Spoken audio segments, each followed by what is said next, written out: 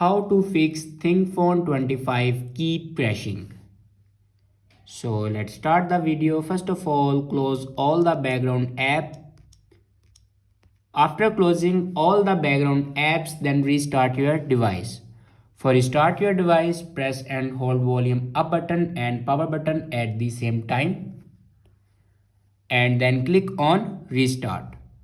After restart your device, then open Play Store and click on your account.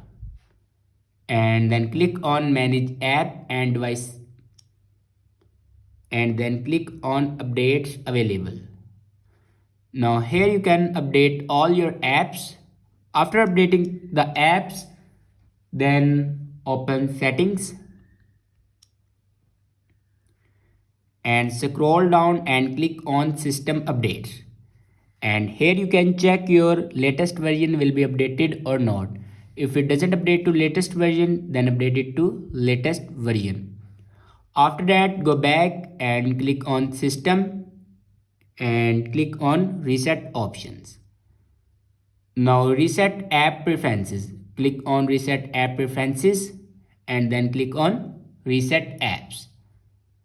After reset app preferences, then do factory reset. Now click on factory reset and then click on erase all data.